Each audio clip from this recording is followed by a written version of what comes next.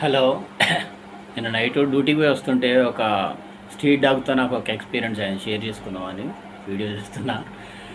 Night వస్తుంటే నేను రాత్రి 2:30-3 అవుతుంది.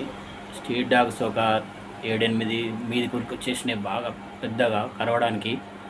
నేను ఇమీడియట్లీ బైక్ ఆపేసి వెనక తిరిగి చూసిన, చుప్ వెళ్ళిపోయినాయి. అదేంట్రా ఇట్లా వెళ్ళిపోతున్నాయని నేను పరేషాన్ అయిపోయినా.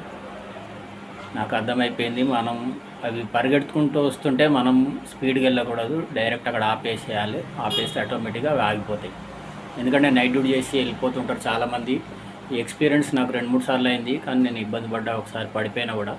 అందుకే ఎవరన్నా నైట్ డ్యూటీ చేసి వెళ్ళేటప్పుడు కానీ, 2 వీలర్ మీద ట్రావెలింగ్ చేసేటప్పుడు కానీ, స్ట్రీట్ డాగ్స్ ఏమైనా మీ మీదకి వచ్చినప్పుడు సైలెంట్గా ఆగిపోతే ఆటోమేటిక్గా మీరు సేవ్ అయిపోతారు. ఇక్కడ హలో. నేను నైట్ డ్యూటీకి పోయి వస్తుంటే ఒక స్ట్రీట్ డాగ్తో నాకు ఒక ఎక్స్పీరియన్స్ అయింది, షేర్ చేసుకుందామని వీడియో చేస్తున్నా. నైట్ వస్తుంటే నేను రాత్రి 2:30-3 అవుతుంది. స్ట్రీట్ డాగ్స్ ఒక 7-8 మీది వచ్చేసినాయి బాగా పెద్దగా కరవడానికి.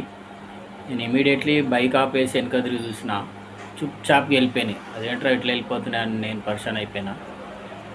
నాకు అర్థమైపోయింది, మనం అవి పరిగెత్తుకుంటూ వస్తుంటే మనం స్పీడ్గా వెళ్ళకూడదు, డైరెక్ట్ అక్కడ ఆపేసేయాలి. ఆపేస్తే ఆటోమేటిక్గా అవి ఆగిపోతాయి. ఎందుకంటే నైట్ డ్యూటీ చేసి వెళ్ళిపోతుంటారు చాలామంది.